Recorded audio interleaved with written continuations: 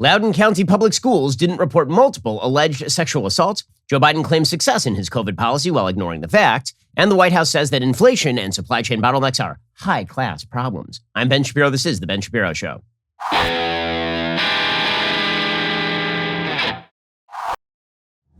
The Ben Shapiro Show is sponsored by ExpressVPN. Protect your online privacy today at expressvpn.com/Ben. We'll get to all the news in just one moment. First, your reminder, you're spending way too much on your cell phone bill. You think you have to be with one of the big providers, right? Because they have all the best cell phone towers. Well, here is the thing. You can get coverage the same as one of the big providers, but not pay the same money because all of those providers are paying for this massive overhead. With Pure Talk USA, you're not going to be doing that. Pure Talk doesn't charge you for any of the garbage that Verizon, AT&T, and T-Mobile will charge you for. Instead, they give you killer 5G coverage on the same 5G network as one of the big guys for about half the cost. The average family is saving over $800 a year. So what exactly is your excuse? I made the switch. You can keep your number, keep your phone, or get huge discounts on the latest iPhones and Androids. Get unlimited talk, text, and 6 gigs of data for just $30 a month. And listen, if you still want unlimited data, you can still get it and still save a fortune. Go to puretalk.com, shop for the plan that is right for you. They have a 30-day risk-free guarantee, so you literally have nothing to lose. Go to puretalk.com, enter promo code Shapiro. You'll save 50% off your very first month. That is puretalk.com,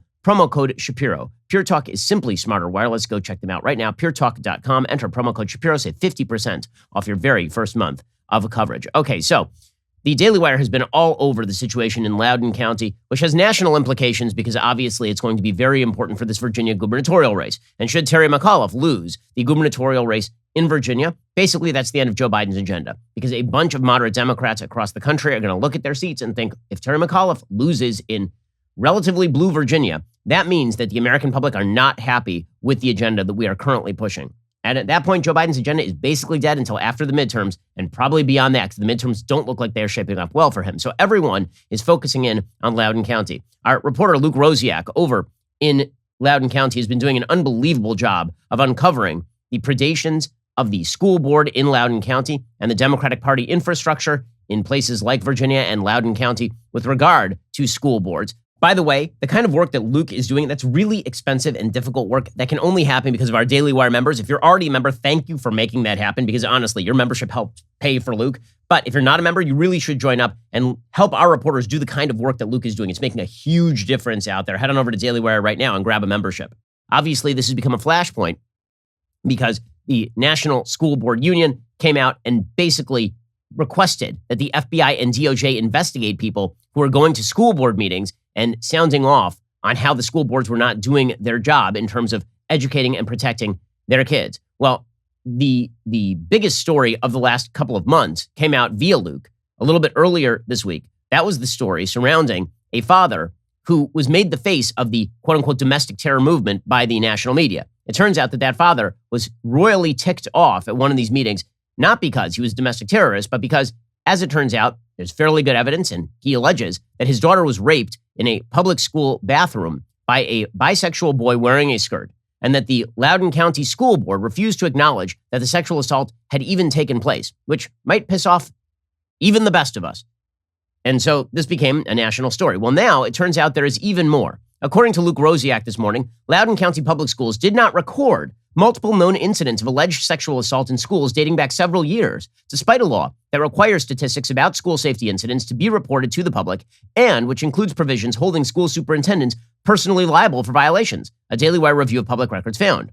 After the Daily Wire raised the discrepancy with the Virginia Department of Education, the VDOE spokesman, Charles Pyle, said VDOE is reviewing the discipline, crime, and violence data submissions of Loudoun County Public Schools and is in communication with LCPS to determine whether the division's reporting is accurate and whether the division is in compliance with state and federal law.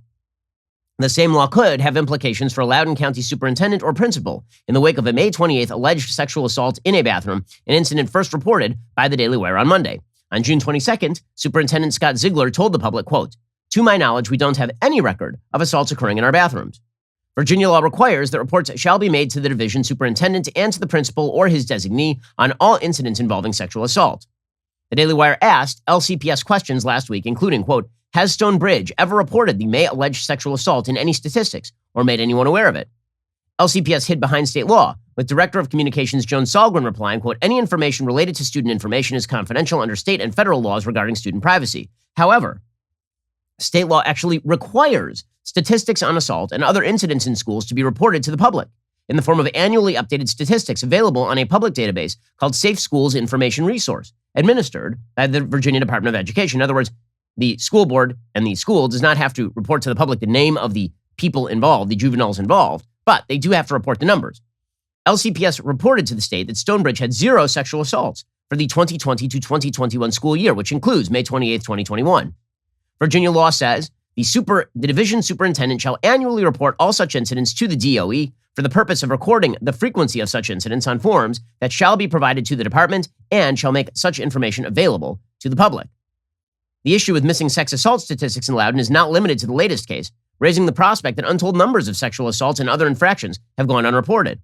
In October 2018, in a case that was widely reported by the media at the time, 3 football players at Tuscarora High were arrested and charged with sexual assault. A source told local media it's believed a younger player was held down by teammates who inserted objects into the victim in a locker room.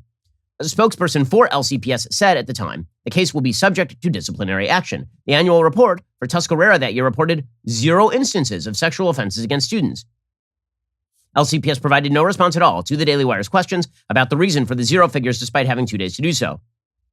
While the suspect in the May 28th alleged assault was not arrested until July 8th, following the conclusion of an investigation, police officers were present at the school that day, law enforcement was notified, and a police report was filed, though it was not clear who filed the report. Pyle, the state spokesman, said that the SSSR's mandatory reporting is not contingent on the filing of charges by law enforcement or subsequent convictions. In other words, if this was reported to the cops, that just means that it has to be reported in the stats. But it wasn't reported in the stats. Additionally, the safety stats for that school year were not due to the state until July 16th. And in the case of Tuscarora, the school year did not end until months after the incident and arrests, yet the district still reported 0 and has for every single year since. On Wednesday, LCPS put out a statement. It did not send it to the Daily Wire. It said, quote, Loudoun County Sheriff's Office was contacted within minutes of receiving the initial report on May 28th. Once a matter has been reported to law enforcement, LCPS does not begin its investigation until law enforcement advises LCPS it has completed the criminal investigation. Furthermore, we can't discipline any student without following Title IX grievance processes. But an email from Stonebridge principal Tim Flynn, which was sent to the entire community at 4:48 the day of the alleged rape, told students and parents that, quote, there was an incident in the main office area today that required the Loudoun County Sheriff's Office to dispatch deputies to Stonebridge. This corresponds to the story offered by Scott Smith, the victim's father, who said the police arrived because the school called them on him for making a scene about his impression it was not treating the incident seriously. So this is a disaster area for Loudoun County. If it turns out that the Loudoun County schools have not been reporting these stats on sexual assault to the public, just another indicator that when you have institutions that are very powerful, they have every incentive to cover up all of the bad things happening within those institutions. And this is true across institutions. People develop institutional loyalty when they work for those institutions. They don't want to report the bad stuff happening inside the institutions. And that's how you end up with children being put in danger. Now, for the left, they don't care, apparently, if those children are put in danger by the public schools. And there are a wide variety of cases in which teachers have made prey out of their students in public schools across the country. Those statistics are, in fact, somewhat available. It's a national story when it's the Catholic Church. It's not a national story when it turns out that it's the public school system, obviously, even though there are many, many more members of the public school system in the United States than there are members of the Catholic Church who are subject to priest predation. Okay, there's certainly an ideological component here. Okay, meanwhile, the family of that girl who was allegedly raped in her school bathroom is now pursuing civil action against the Loudoun County Public Schools under Title IX. So there will, in fact, be a lawsuit.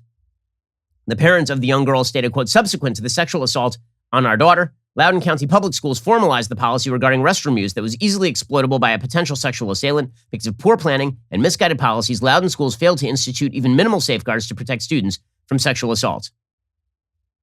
The lawyer for the family says the conduct of Loudoun County schools and the Loudoun School Board directly resulted in the brutal rape of Smith's daughter at Stonebridge High. It only takes an instant to see how Loudoun County schools have adversely affected this family and have harmed their daughter. So all of this has resulted in some pretty bad news for Terry McAuliffe, who's running for governor of Virginia and who is completely in hock to the teachers' unions in the state of Virginia.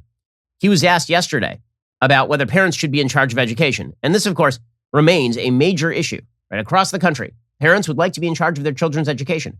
Public schools are delegated your kids to educate them in the ways that you see fit. They're not delegated to the power to educate them solely as they see fit. Because frankly, they are not qualified to do so nor empowered to do so. That is not the purpose of local public schools. And the federalization of the process has made this worse. It's created a massive disconnect between the bureaucrats who are supposed to educate your children and you.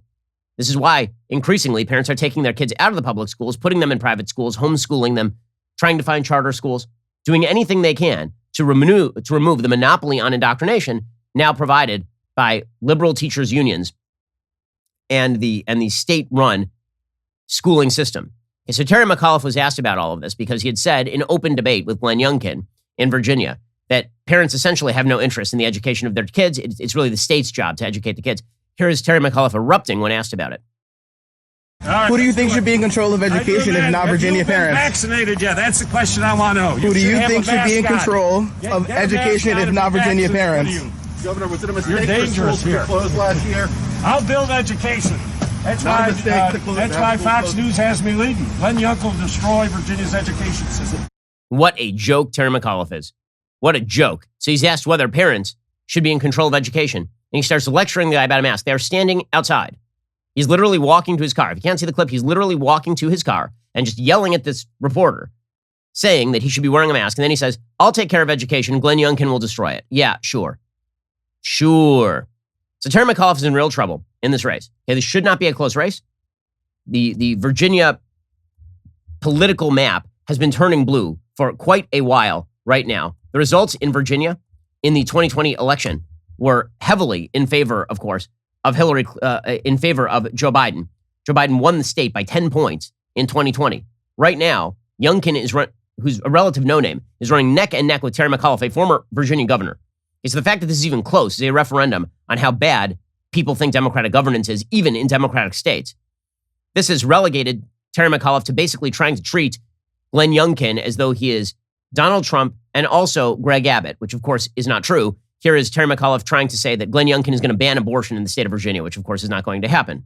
I mean, unfortunately from my point of view, but that's not what's going to happen in the state of Virginia.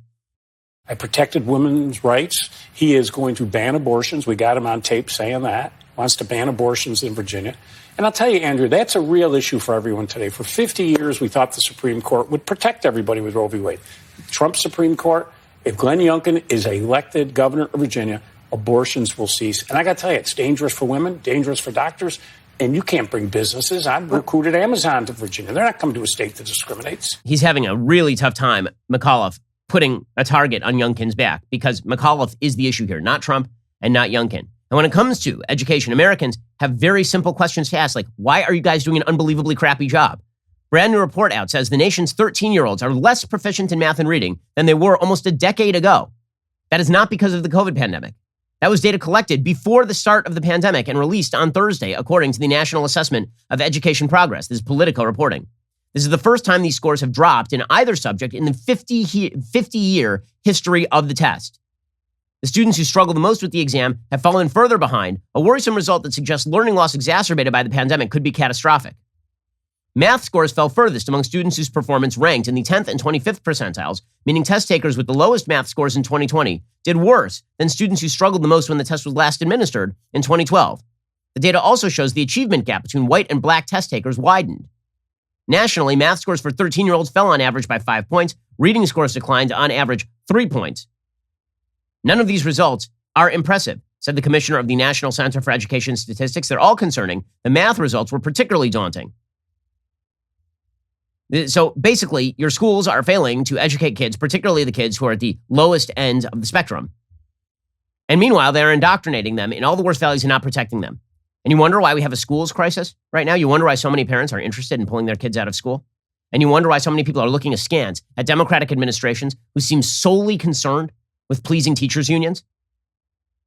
You wonder why so many Americans are upset with maybe the FBI and the DOJ doing the bidding of the very people who are failing to educate their kids and then claiming complete plenary authority over those children? None of this is good news for Democrats, obviously. Meanwhile, as the cascade of bad headlines is just swamping the Democrats right now, the Biden administration is struggling for a narrative. The narrative that they are now coming up with is that they have defeated COVID. Yes, It was them. They did it. It was the mandatory vaccine mandates. Sure, it was that. So yesterday, Joe Biden wandered out to a microphone and he spoke for a grand total of 7 minutes. And then he turned around and then he left. Okay, so, I mean, that's all he can be expected to do. Like, he shows up every day. He talks for like 37 seconds.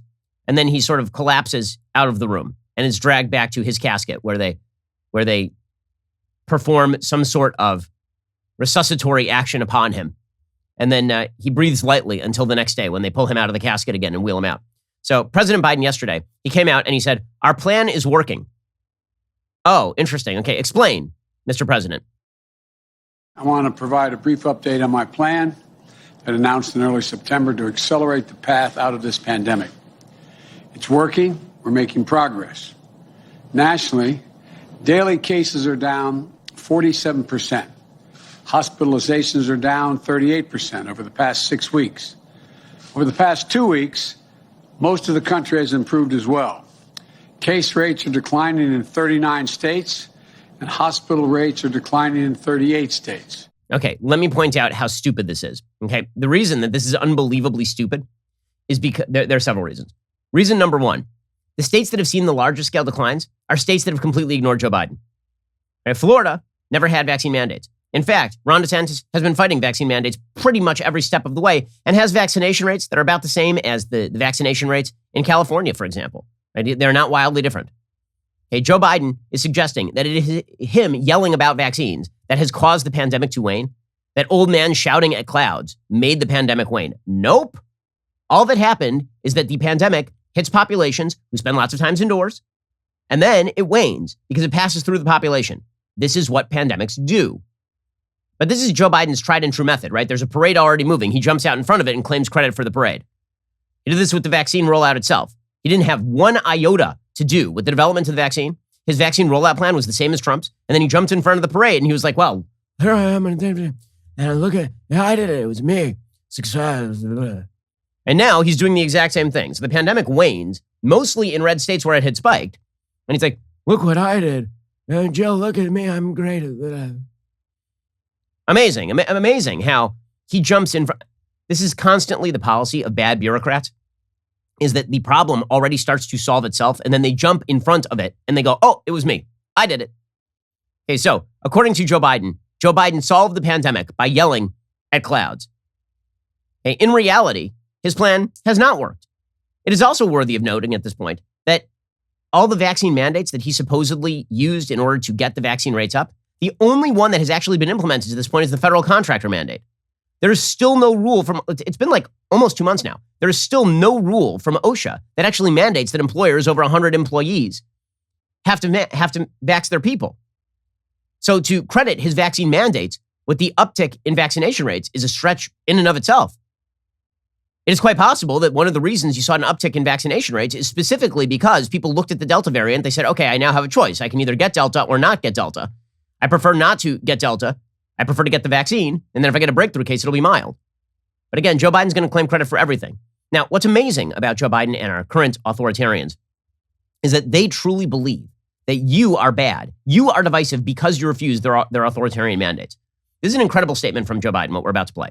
So Joe Biden is talking about divisiveness. Now, Joe Biden came into office on the pledge that he was going to unify. He instead has proposed an agenda that looks very much like Bernie Sanders' economic agenda. And he's proposed a COVID agenda that is full top-down authoritarian in many ways. Okay, so he has completely run beyond his own political mandate. So Joe Biden came into office with a political mandate. It was to be dead, right, not alive, not Trump, and moderate. 2 of those 3 he has fulfilled. He is dead, he is not Trump, but he is certainly not moderate. And yet, according to Joe Biden, it is you who are dividing the country. You won't listen to him, and you won't do what he wants. You're dividing the country. Now, I noted this literally the day of his inauguration. In his speech, he kept talking about unity. And I said, well, there are 2 types of unity. There's unity in the sense that we'll leave you alone, and then we'll try to find some higher purpose we can all pursue together. But it's mostly going to be us leaving you alone, right? Unity requires us to go weapons down. Or unity could be, you do exactly what I want at point of gun, and now we're unified, aren't we? It's pretty obvious which way Joe Biden has moved. So yesterday, here he was saying that vaccine mandates should not divide us. I have an idea. Don't do them then. Let's be clear. Vaccination requirements should not be another issue that divides us. That's why we continue to battle the misinformation that's out there. And companies and communities are stepping up as well to combat the misinformation. Southwest Airlines, at the head of the pilots union and its CEO, dismissed critics who claim vaccination mandates contributed to flight disruptions. Well, who are you going to believe? Joe Biden about the vaccine mandates contributing to flight disruptions, or your own lying eyes, which demonstrate that there was really no weather problem in the United States and Southwest was the only airline that had been significantly affected? Who are you going to believe about that? Or the Southwest employees who we've been talking to here at Daily Wire, who are explaining exactly why people are sticking out. Okay, so there is such an authoritarian streak in this guy. He mandates that you do a thing. If you don't do the thing, you're being divisive. If you refuse to acquiesce to his demands, you are the divisive one. You're a very divisive person for not doing exactly what Joe Biden is telling you to do. That's an unbelievably authoritarian and tyrannical statement. Okay, and then Joe Biden just scampers away. When I say scampers, I mean he walks very slowly away because he's not capable of scampering anymore. Those legs ain't going to do it. So here is Joe Biden just walking away after 7 minutes in the glare of the public spotlight. Thank you very much.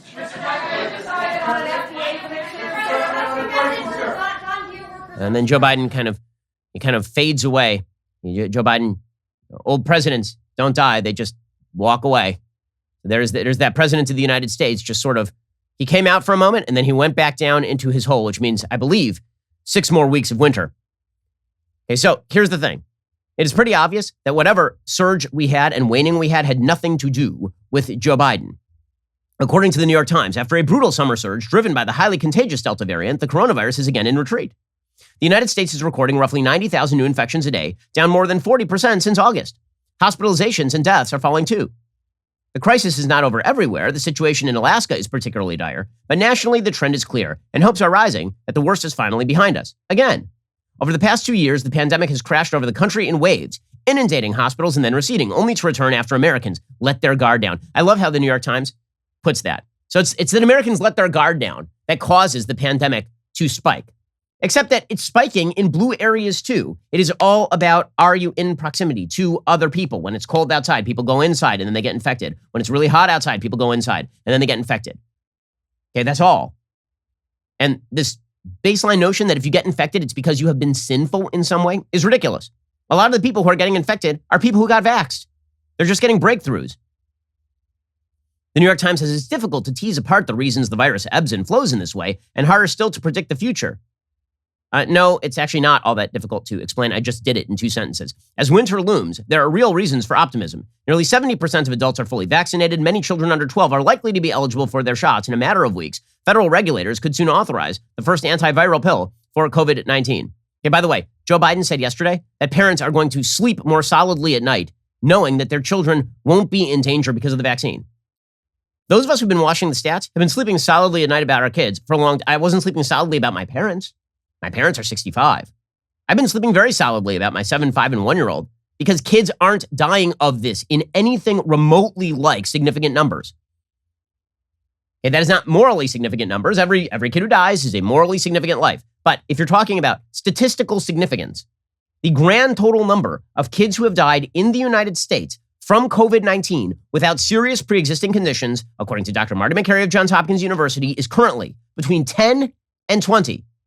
Not 10 and 20,000, 10 and 20. Hey, that is not the kind of thing that keeps me awake at night. I am not kept awake at night by the fact that that my child is in significant danger if 10 to 20 kids across a country of 330 million people have died of COVID without pre-existing conditions. Okay, but again, you must be cudgeled into the belief that these people have solved the problem as opposed to, the virus just doing what the virus does. And my favorite thing about all of this is that we're supposed to believe all these folks, right? You heard Joe Biden a moment ago talking about how, none of this should be divisive. We should just be listening to our authorities. We should be listening to our institutions, except that our institutions have routinely lied to us. Aside from Dr. Anthony Fauci, who shifts his opinion every 5.3 seconds, depending on whatever Joe Biden wants from him that day, our media are just liars. So honestly, one of the funniest things that I've seen in the past couple of months, Joe Rogan did a segment with Sanjay Gupta of CNN.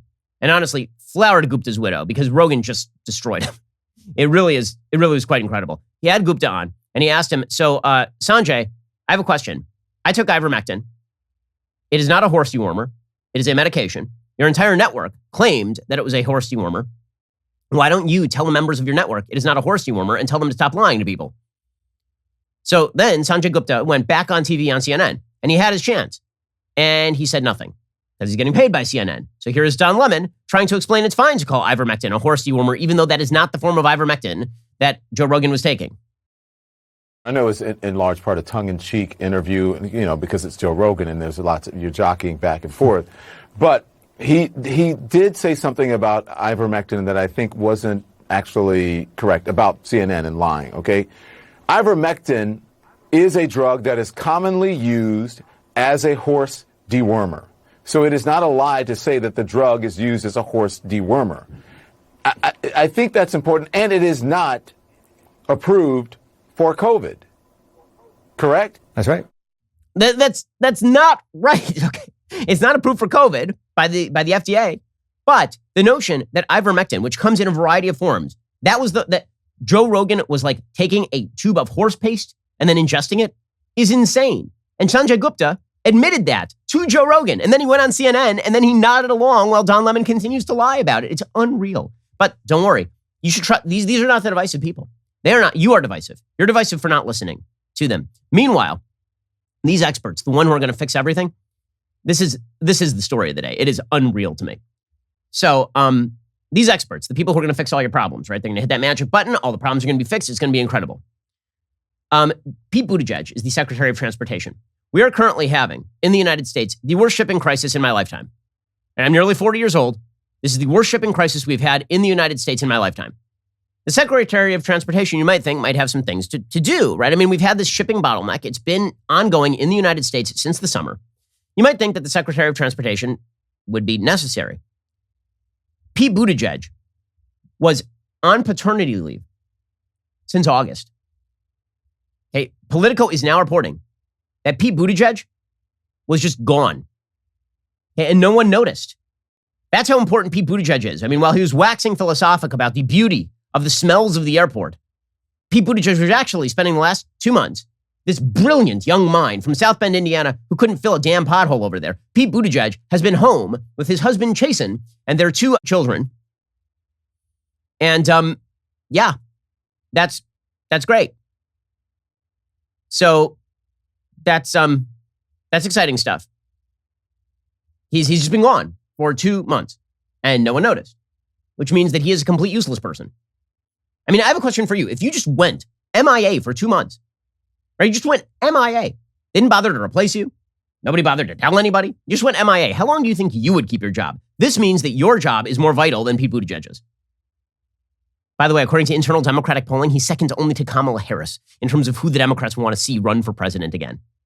A man so useless that he took 2 months off in the middle of a shipping crisis as the head of the Department of Transportation to be home with 2 babies. That's again, nothing against paternity leave, although I will say I think 2 months is a very long time for paternity leave, especially when there's no physical recovery involved. But with that said, if you're going to take paternity leave and you're in a real important job, and you're a public servant, shouldn't somebody know about it? According to Politico, they didn't previously announce it, but Buttigieg's office told West Wing Playbook the secretary has actually been on paid leave since mid-August to spend time with his husband, Chasen, and their 2 newborn babies. A spokesperson for the Department of Transportation said, quote, for the first 4 weeks, he was mostly offline except for major agency decisions and matters that could not be delegated. He's been ramping up activities since then. As he does that, Buttigieg will continue to take some time over the coming weeks to support his husband and take care of his new children, the spokesperson added. Amazing. Amazing. These are the people we need in charge. They're going to fix everything. They're so good at that they just went completely AWOL for 2 months and no one even noticed they weren't. This is Office Space now. It's Ron Livingston from Office Space. Right? I'm not going to quit. I'm just not going to work anymore. I think I'm done working. What is it that you say you do here exactly? Okay, but here's the thing. Democrats are just going to continue to pretend that nothing bad is happening. It's truly incredible.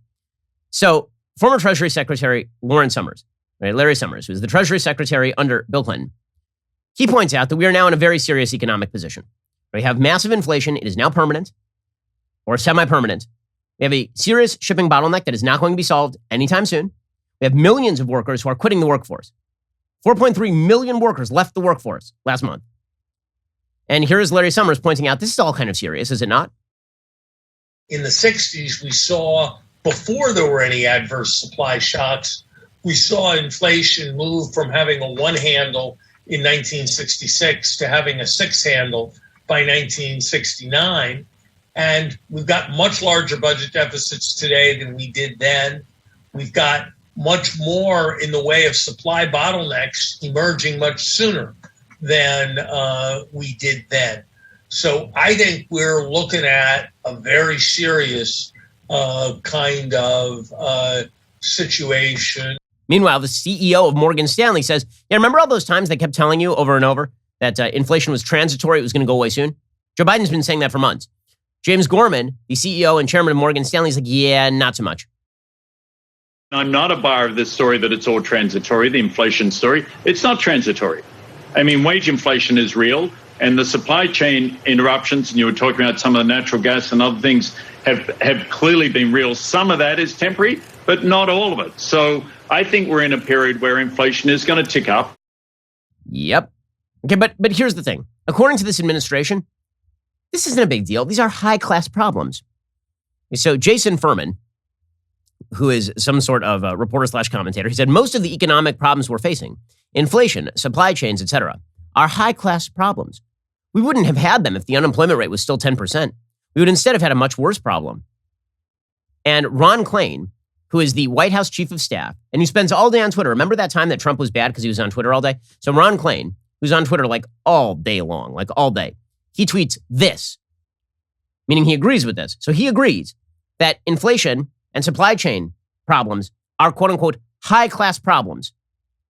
Right? These are good problems. It's a good problem that you're paying like a crap load of money at the store for basic goods. It's a great problem that you can't get Christmas presents for your kids. And these are great problems to have, aren't they? Because the alternative, apparently, according to this administration, the only two alternatives are 1, 10% unemployment, and 2, massive inflation and supply chain bottlenecks. Or alternatively, your policy created the problems. Your policy is creating these problems. So Jen Psaki was asked about this, and honestly, she's the night nurse for this administration. They crap the bed. She tries to clean it up. I kind of feel bad for her, except she volunteered into the job. Here's Jen Psaki.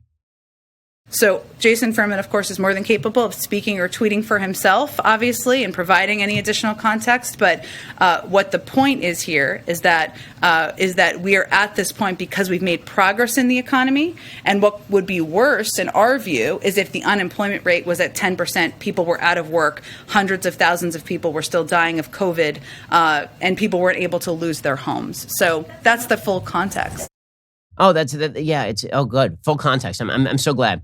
I'm so glad that she's now provided the full context. It turns out that Democrats can always claim that the alternative is complete destruction of all that is good, as opposed to, the mostly destruction of all that is good that is happening right now. In a second, I want to get to the underlying rationale for why so many Democrats seem pretty sanguine about all this. Because for most people who are out there, it makes a difference if they're paying higher bills. For most people who are out there, it makes a difference if they are losing in terms of real wages. For most people out there, it matters if they can get Christmas presents for their kids. Like, this stuff tends to matter to people. So why are Democrats so sanguine about it? There's something ideological to it. We'll get to it in just 1 second. First, let us talk about the simple fact that you need a good night's sleep. You've heard me talk about my Helix sleep mattress, which I rely upon each and every evening. But Helix doesn't just do mattresses anymore. They're now doing something different. They've started making sofas. They just launched a new company. It's called Allform. They're making premium customizable sofas and chairs shipped directly to your door. So what makes an Allform sofa really cool? Well, for starters, it's the easiest way you can customize a sofa using premium materials at a fraction of the cost of traditional stores. You can pick your fabric. It is spill, stain, scratch resistant. That stuff is very handy when you have kids. The sofa color, the color of the legs, sofa size, and shape, make sure it is perfect for you and your home. They're great, by the way. They're delivered directly to the door. They're very easy to put together. I have an Allform sofa. I picked out the 3-seat sofa with chaise in the sand color with espresso legs. It is super duper comfortable. It is awesome. And if getting a sofa without trying it in store sounds a little risky, you don't need to worry. You get 100 days to decide if you want to keep it. That's more than 3 months. And if you don't love it, they'll pick it up for free and give you a full refund. They also have a forever warranty, literally for all time. Allform is offering 20% off all orders for our listeners at allform.com/Ben. To find your perfect sofa, check out allform.com/Ben. That's allform.com/Ben. We're going to get to more in a moment, including the real question as to why Democrats seem so sanguine about all of this. First, it is that glorious time of the week when I give a shout out to a Daily Wire member. Today, it's David Burnett on Instagram, who knows what it takes to excel during the long hospital work hours. In this picture, David and his wife are in an operating room, dressed in their scrubs and proudly displaying the world's most elite tumbler. The caption reads, quote, whether she's delivering babies or he's an ICU nurse that's now practicing healthcare law, we both fuel our day and satisfy our thirst with the tears of our ideological opponents in the leftist tears tumbler, the greatest of all beverage vessels. Look out, world. You can't flee the truth forever. True dat, as the children say. Thanks for the pick and for being a Daily Wire member. Also, we had a lot of exciting announcements to make at our showing of Backstage at the Ryman this past Tuesday because the Daily Wire is fulfilling our promise of bringing you even more non-woke content you literally will not find anywhere else. A very special guest helped us deliver one of those announcements, our good friend Adam Carolla, comedian and host of The Adam Carolla Show. Carolla is joining the Daily Wire. Oh yes, for a comedy series that'll deliver the laughs you need with the truth you deserve. We cannot wait to share the final product with you. I'm super pumped about this. I mean, comedy is dying. Carolla is keeping it alive, and we are going to be dropping the first few episodes of our new show with Adam Carolla in November, with more to come early next year. There's no better time to join us than right now. Head on over to dailywire.com/subscribe. Enter code 2022 for 25% off your membership. That is dailywire.com/subscribe, code 2022 for 25% off a new Daily Wire membership, and stay tuned for more updates and new content. Plus, it has been an exciting week for the Daily Wire. This weekend's Sunday special is only making it better. I'm joined by none other than Bari Weiss, the iconoclastic writer, journalist, and now the voice of her own excellent podcast called Honestly with Bari Weiss. We sat down to make sense of all that is going on today. It's truly worth the listen. Really important conversation. Here's a sneak peek. There's one word that sums up how we've gotten to this insane pass, and it's cowardice. The number one ingredient that, if it were present, would change the outcome of almost all of these stories, all of the smearing of good people for maybe at worst making a mistake, is courage. It's a story of cowardice and courage, the moment that we're in. Bari is a fascinating character. Her evolution is really, really interesting. And she is a creative thinker who's really got some stones. Go check it out this Sunday at dailywire.com or on my YouTube channel, Ben Shapiro. Daily Wire members get access to special bonus content from Sunday special episodes, so don't miss out. Join Daily Wire today. You're listening to the largest, fastest growing conservative podcast and radio show in the nation.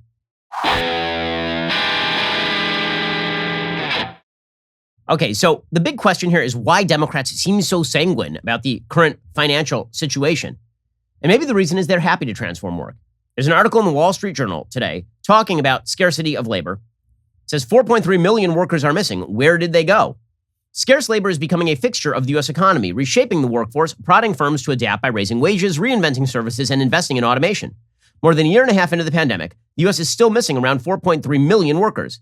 That's how much bigger the labor force would be if the participation rate, the share of the population 16 or older, either working or looking for work, returned to its February 2020 level of 63.3%. In September, it was just 61.6%. The absence comes as U.S. employers are struggling to fill more than 10 million job openings and meet soaring consumer demand. In another sign of how tight the labor market is, jobless claims fell to 293,000 last week, the first time since the pandemic began that they fell below 300,000, according to the Labor Department. Workers are quitting at or near the highest rates on record in sectors such as manufacturing, retail, trade, transportation, and utilities, as well as professional and business services. Participation has fallen broadly across demographic groups and career fields, but has dropped particularly fast among women, workers without a college degree, and those in low-paying service industries like hotels, restaurants, and childcare.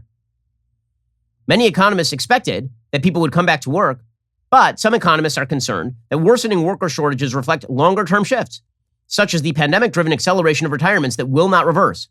Many expect the labor shortage to last at least several more years. Some say it's permanent. Of the 52 economists surveyed by the Wall Street Journal, 22 predicted participation would never return to its pre-pandemic levels. So where exactly are all of these people going? Well, many of them are either going back home. If you're a married couple, maybe mom is going back home and dad is picking up some extra hours, which is fine. Or maybe people are just, staying out of jobs because they think the government's going to pay for them. Goldman Sachs said in a note this month that enhanced unemployment benefits have likely contributed to the shortage. When the pandemic began, Jesse Stromwick was a senior engineering manager at a small software firm in Portland, Oregon, supervising a couple dozen employees. In the pandemic, there were a lot of challenges in our business I was called upon to deal with, said Stromwick. Just tapping that button all the time is really tiring. The birth of his son last November added to his doubts about whether the job's rewards were worth the sacrifices. He initially looked for other opportunities. When a friend suggested he take time off entirely, Stromwick was intrigued. Is that even a thing you can do in capitalism, he recalls thinking? His wife, a nurse midwife, supported the move. The federal government has allowed borrowers like his wife to suspend student loan payments through January 2022. The couple also refied their mortgage at a lower interest rate. Okay, so this is all government policy now, right? The government has prevented people from having to pay back their student loans, and they're artificially lowering the mortgage rates. Those adjustments have saved around $2,000 a month. Stromwick's planned 3 months off is now stretched to 5 months and might last until the end of the year. 2 years ago, I was thinking I want to get as high as I can on the corporate ladder, he said. It just interests me less now if it comes with the sacrifice to my mental health and my connection with my family. Employers are overhauling their business models to adjust for the labor shortages. Okay, bottom line is this. People look at the way the Democrats are running things, and they believe, in their heart of hearts, apparently, that there will never be a cost to this. They can stay out of the workforce, and people will just take care of them. There will be programs that are designed to artificially either boost wages for one of the people or that will pay them just to stay home. Paul Krugman, for one, is celebrating this as the Keynesian he is. He says, it's not surprising many workers are either quitting or reluctant to return to their old jobs. The harder question is why now? Many Americans hated their jobs 2 years ago, but they didn't act on those feelings as much as they are now. What changed? Well, it's only speculation, but it seems quite possible the pandemic, by upending many Americans' lives, also caused some of them to reconsider their life choices. Not everyone can afford to quit a hated job, but a significant number of workers seem ready to accept the risk of trying something different. Except that, if you look statistically, the people who are not going back to work are people who are at the lower end of the economic spectrum, not people who are middle class and upper end. Right? It is people who are more likely to end up on the dole. But according to Krugman, this is a good thing. He says, while this new choosiness by workers who feel empowered is making consumers and business owners' lives more difficult, let's be clear. Overall, it's a good thing. American workers are insisting on a better deal. It's in the nation's interest. They get it. A good thing for whom? Prices have been skyrocketing because of lack of labor. The people who are working are getting raises, but those raises are not commensurate with the inflation rates. Meanwhile, we have to blow out the debt to keep up with the price-adjusted increases for mandatory programs like Social Security. And the Biden administration wants to blow out more money in order to pay for all those people who don't want to work. Remember when AOC at one point said that we need to create a system where we pay for everybody who is either unable or unwilling to work? She wasn't kidding. And many Democrats feel this way. There's a fascinating article in The Nation, which of course is a far-left source, by a guy named Aaron Benanav, called Making a Living, The History of What We Call Work. And he really kind of spills the beans on what it is that the left would like here. What the left would like is to change your consuming habits so that you are satisfied with less, and so we can redistribute everything in the way that the left would like. What they want is economic stagnation and redistribution. That is the goal of the left at this point. They see work as an inherent bad. And there's a belief in the minds of the left about human nature. And that belief is that if you are freed from the predations of work, all work being a form of exploitation, if you are freed from the predations of work, you will become a poet and an artist. You remember Nancy Pelosi actually said this. Nancy Pelosi at one point said that she wanted to free people from job lock through Obamacare, right? You wouldn't be locked to your job because you need health care. And then maybe you'd be able to wander around and create art and poetry, because that's exactly what people typically on welfare do. I mean, if you've ever looked at the crowd of people creating great art, great poetry in this country, it is predominantly coming from people who are requiring government benefits. Those are the people who are just the heart and soul of creativity and innovation in the United States. So according to this author in The Nation, he's writing about a book called Work, A Deep History from the Stone Age to the Age of Robots, by a anthropologist named James Sussman. Okay, and the basic idea of this book is that for the vast majority of human history, human beings have lived as hunter-gatherers on diets consisting of fruits, vegetables, nuts, insects, fish, and game. The idea behind this book is that while the myth goes that people live in scarcity when they're hunter-gatherers, that they're living in relative privation on the edge of starvation or death, that's not actually true. According to the book, fire predigests food. When you roast the flesh of a woolly mammoth, the process yields significantly more calories than if the food was left uncooked. Mastering fire thus made for a radical increase in humanity's free time, because early humans were able to get more out of the food that they had, and therefore they had a lot of free time. According to that author, free time subsequently shaped our species' cultural evolution. Leisure afforded long periods of hanging around with others, which led to the development of language, storytelling, and the arts. Human beings also gained the capacity to care for those who were too old to feed for themselves, a trait we share with few other species. So again, the idea is that we should be more like the hunter-gatherers, right? We should abandon the way that we see production entirely. And instead, we should aim for a system in which we basically do the subsistence minimum and we can spend the rest of our time hanging out and partying and having ourselves a good time. Right? This is the basic idea here. Now, the question is why that hasn't happened, right? So one of the questions is why, if that's true, if human beings just want to basically cover their basic needs and then move on with their lives and hang out and party, why aren't more humans doing this? The answer for the left is that you have all been corrupted by the capitalist system, which makes you want things. And because you want things, this leads you to the chaining of yourself to the machine. You chain yourself to the work. According to this author for The Nation, John Kenneth Galbraith provided one plausible answer in The Affluent Society. In it, he suggested that John Maynard Keynes had underestimated the degree to which we can manipulate it into seeing our relative wants as absolute needs, meaning stuff that's marginal to us, we can see them as absolute needs. Now, most economists on the right will say there's no such thing really as a prioritization of need that is absolute. Beyond like full-on basic necessities, like you have to have enough food and water to live, aside from that, we all prioritize our needs differently, and we get to make those choices subjectively. But what the left would like to do is force you to prioritize your needs in the way that the left wants you to prioritize your needs, and then redistribute all income to create a new kind of human being, a new kind of altruistic, wondrous human being, who's more like the hunter-gatherers. Now, never mind that hunter-gatherer societies tend to have life expectancies that are really, really low. Like in the middle of this article, the author cites the Kung Bushmen. Okay, the Kung Bushmen have an average life expectancy of somewhere between 40 and 50 years old. Also, it turns out that prosperity comes with low infant mortality rates and being able to keep your elderly alive for longer. But all of this doesn't matter because obviously work is the bad. At the end of this article in The Nation, the author comes to the conclusion. He says, we should set the course not to Mars for vacationing with Elon Musk and Jeff Bezos, but rather to a post-scarcity planet Earth on which their wealth has been confiscated and put to better ends. The ends of the left, of course. Getting there will require that we overcome the endemic insecurity that continues to plague 9/10 of humanity while also reducing and transforming the work we do. Achieving those ends will in turn require that we transform the investment function, as Keynes suggested, but in ways that make investment not only public but democratically controlled.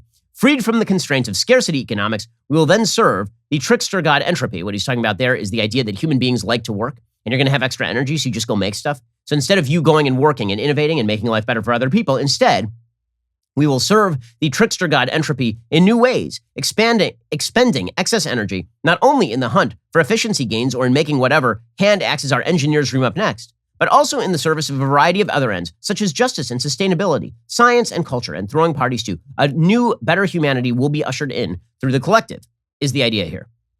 I don't think this article in The Nation is far off the thinking of many people in the Democratic Party. Work is inherently bad. Leisure is inherently good. Anything that causes you to work, whether it is this is the direct opposite of sort of the Randian approach to work. The Ayn Randian approach to work is that work is an outgrowth of your creative function. And when you do creative things, what you're actually doing is fulfilling yourself, which is true for a huge number of people who work. Work gives people purpose. Work is not a bad thing. But the left sees work as a bad thing. They believe that if you had more leisure time, what you would really be spending that doing is stuff that you wouldn't take drugs. You wouldn't get addicted to alcohol. Unemployment would come with just vast benefits. We would sit around campfires. We'd tell each other stories. We would think about justice and sustainability. We'd hug the trees and all the rest. So that is why so many people seem pretty sanguine about the high rates of people dropping out of the economy. It's actually creating the utopia they seek, which is some people work a lot of hours and really hard to produce for everybody else, and then we redistribute all the gains. Right? Now, some people see that as a violation of liberty principles. Some people see that, as I do, as a violation of basic human nature, which is that people need to work. It is good for people to work. Work is not a bad thing. And the notion that people expend extra leisure time in the most glorious of pursuits is generally untrue.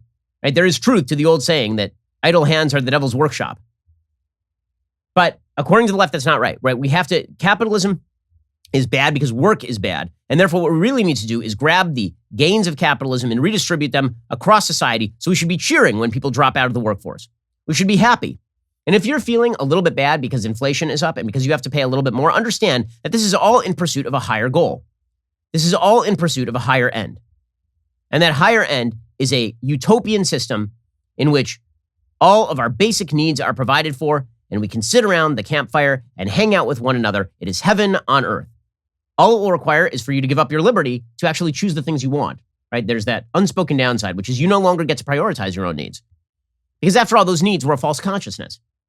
But this does go back to Marx, the idea that your prioritization of needs is actually just a false consciousness that has been put upon you by the economic system. Change the economic system, change the nature of man, create a happier man through redistributive, democratic control of excess production. And that's the basic idea here. Paul Krugman is speaking that language. The left is speaking that language. All it's going to cost you is a worse lifestyle in the here and now, fewer choices for your family, and a complete monopoly on how you live your life by the people who know best, who, by the way, are so useless that they can go on vacation for 2 months and nobody even notices. Alrighty, before we wrap up the week, you know our friends over at Birch Gold. They're some of our best sponsors, and we really appreciate their advertising. They also have some interesting perspectives on the nature of the economic situation right now. Philip Patrick, a precious metal specialist over there, stopped by a little bit earlier this week. Here's what that sounded like. Well, as you all know, our show is sponsored by Birch Gold. We are very proud of that. Joining us on the line to discuss the current financial situation is Philip Patrick. He's a precious metal specialist. You'll remember him from prior shows, and a lot has happened since then. Philip, thanks so much for joining the show. Really appreciate it. Thanks for having me. So let's talk about the situation with the economy right now. The Democrats are looking to blow an enormous amount of money into the economy. They're debating over whether they want to spend, $5 trillion or $4 trillion or $3 trillion. They've not addressed the debt ceiling. It's a precarious economic time for sure, and inflation is obviously headed the wrong way. What's going on? Yeah, lots going on in that respect. I mean, right now, with regards to the debt ceiling, it's pretty much deadlock. McConnell insists the Democrats right now take the hardest possible path to raising the debt ceiling, or the debt limit rather, and to do it by themselves. Senator Schumer says no.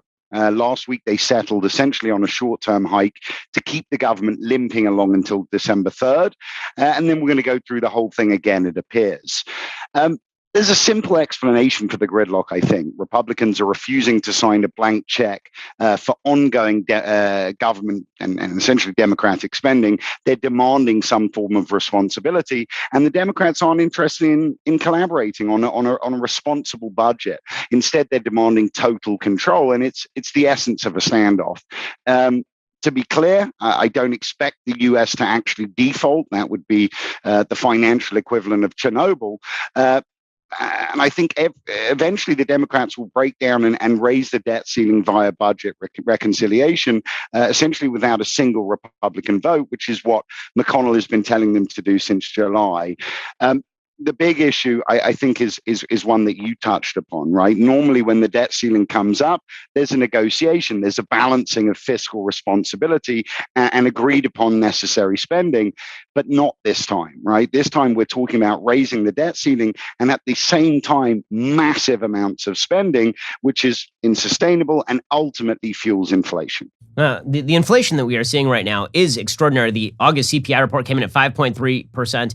Is it likely to get better or likely to get worse? Because we keep hearing from the Fed that it's temporary, and then the temporary turns into not so temporary, and so they're in sort of not so temporary territory. But how bad is this going to get? Look, it's already worse than the 5.3 that they're suggesting. We're seeing consumer price inflation today. Milton Friedman famously said, inflation is always and everywhere a monetary phenomenon. At any time that there's more money without an equivalent rise in goods and services, prices go up. It's basic economics. The 5.3% number that the Fed throw at us, Wolf Richter calls it the lowest of lowball inflation measures. And even at this 5.3 that they're suggesting, that's a 30-year high.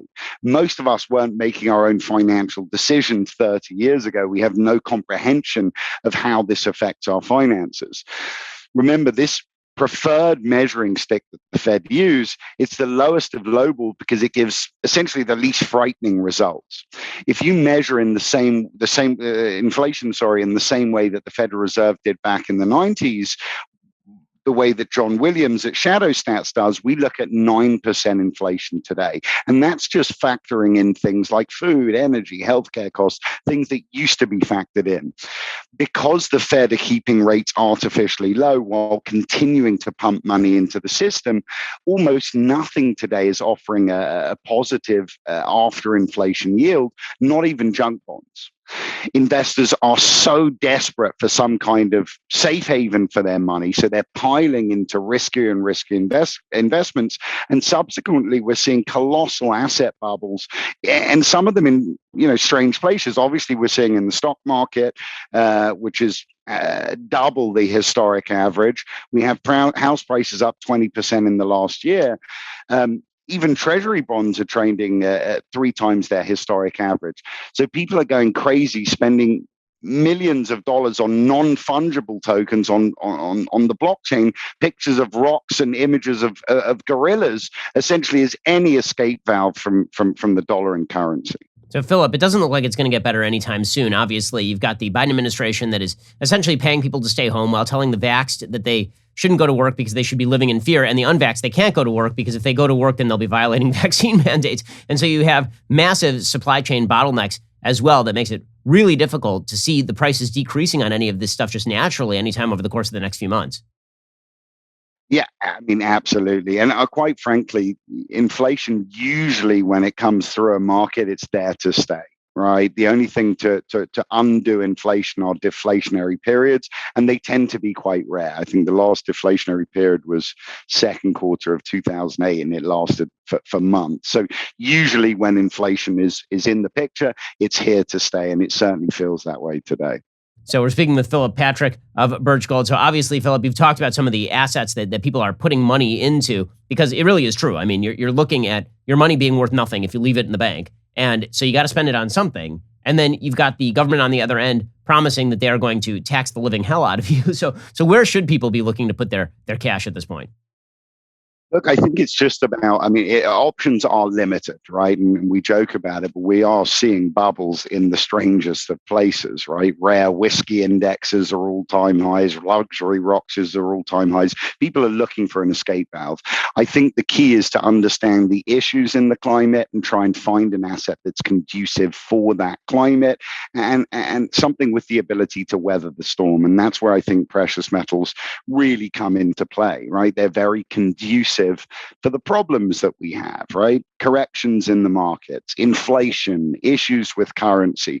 These problems, a big issue for anyone holding stocks and bonds in this climate, actually very conducive for safe haven assets like gold and silver. Market crashes drive them up. Inflation tends to drive them up. So very conducive, like I said, for the issues and function as a very effective hedge in this climate. That's Philip Patrick. He's a precious metal specialist over at Birch Gold. If you want to get involved with Birch Gold, ask them all your questions, get your answers. Text my name, Ben, to 474747 today and get involved with Birch Gold. Philip, thanks so much for the time. Appreciate it. Thank you for having me. Alrighty, we'll be back here later today with an additional hour of content. First, you cannot forget to end your week by checking out The Andrew Klavan Show. Drew's show is every Friday. He's got an exciting evening planned for you. Head on over to dailywire.com at 7 p.m. Eastern, 6 p.m. Central. Tune in. I'm Ben Shapiro. This is The Ben Shapiro Show.